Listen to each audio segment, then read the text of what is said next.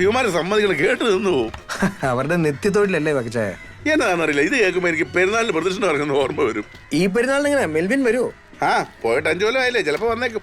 ഞാൻ ഈ പിള്ളേരുടെ കാര്യത്തിലൊന്നും ഇടപെടാറില്ല. നമ്മൾ പഠിപ്പിക്കാവുന്നത്രയും പഠിപ്പിച്ചൊരു നിലയിൽ എത്തിച്ചു. ഞാൻ എന്റെ കടമ നിറവേറ്റി. ഈ കാലത്ത് പിള്ളേരെ ആരെയും ഡിപ്പെൻഡ് ചെയ്യാതെ ജീവിക്കണമെന്നേ. ഒരു കണക്കിന് അതാ നല്ലത്. ഇളയ മോനെ വിടാൻ പോവാ. പിള്ളേർ പോയി രക്ഷപ്പെട്ടെന്നേ. പെടട്ടെന്നേ, രക്ഷപ്പെടട്ടെന്നേ. പിള്ളാച്ചോ കൊണ്ടുവാ. അമ്മച്ചിക്ക് കുറച്ച് വടിയും മടക്കുന്നതാണ്. പൊടിഞ്ഞിട്ടില്ലല്ലോ അല്ലേ? തൊട്ടാ പൊടിയും സാധന.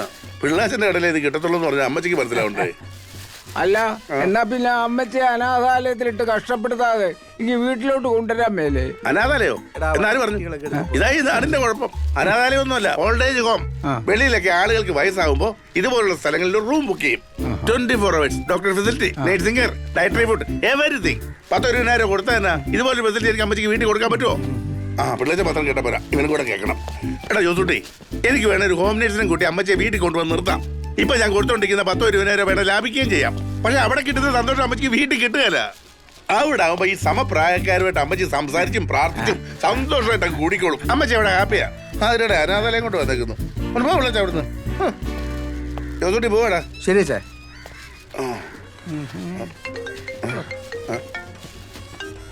വീട്ടിൽ നിന്ന് ഈ സമയത്ത് എന്നാടി? അവരോട് നിൽക്കാൻ പറയടി, ഞാനങ്ങോട്ട് വരാം. എന്നാടാ ഇത്? തൊട്ട സെപ്റ്റിക് ആവുമല്ലോ.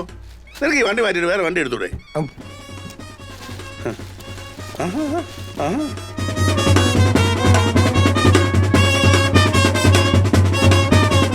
ഇത് കൊള്ളാലോ, പുതിയ അരവൾക്കാരാണോ?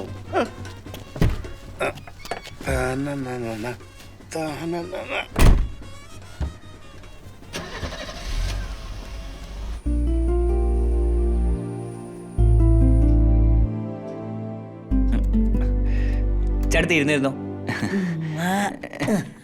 ഇതാ ഇവിടെ ഓക്കെ, ഇവിടെ ഇവിടെ ചേട്ടത്തി ഒന്ന് അടുത്തോട്ട് നോക്കിയേ. ഇനി വലത്തോട്ട്. നേരെ നോക്കിക്കേ. കണ്ണടക്കല്ലേ, കണ്ണടക്കല്ലേ, കണ്ണടക്കല്ലേ, കണ്ണടക്കല്ലേ. മോനെ മേക്കപ്പ് കുറച്ച് കുറയ്ക്കണോ? അല്ല, ഇനി മേക്കപ്പ് ഇല്ലാതെ വരുമ്പോ സ്കാനർ അകത്തേക്ക് കയറ്റി വിടാതിരിക്കരുത്. ഞങ്ങൾ എല്ലാരും എടുക്കണ്ടേ?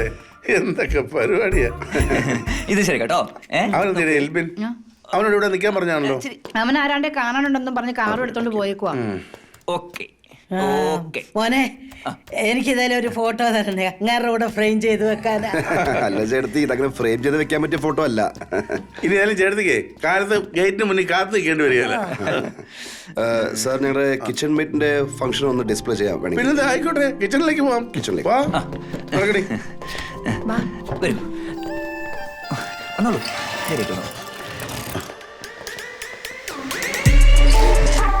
Hi sir, what can I do for you?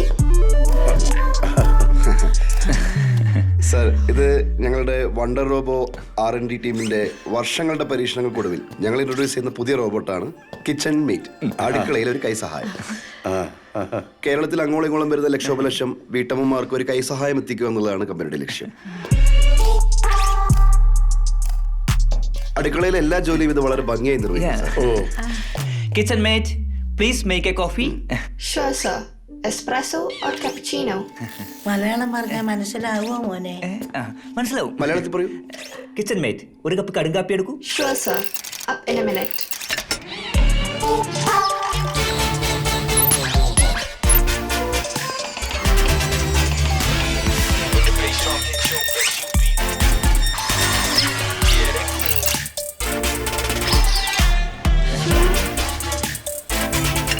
നോക്കൂ. Your coffee is ready. എന്റെ പണികളൊക്കെ എന്നാ തോന്നുന്നത്. ചിലപ്പോ സാധ്യതയുണ്ട്. കൊള്ളാല്ലേ മോനെ? ഇതിന് മീൻകറി ഉണ്ടാക്കാൻ അറിയാവോ? ഈ കുടംപുളിയൊക്കെ ഇട്ട് വെച്ച് കേരള സ്റ്റൈലില്. അയ്യോ ചേട്ടത്തി, കാര്യങ്ങളൊക്കെ പഠിച്ചു വരുന്നല്ലേ ഉള്ളൂ. ഇപ്പൊ കാപ്പി ഉണ്ടാക്കും, ചായ ഉണ്ടാക്കും, പിന്നെ ഈ ഫ്ലോറൊക്കെ ക്ലീൻ ചെയ്യും. ഇനീഷ്യൽ സ്റ്റേജ് ആണല്ലോ സാർ. അതെ.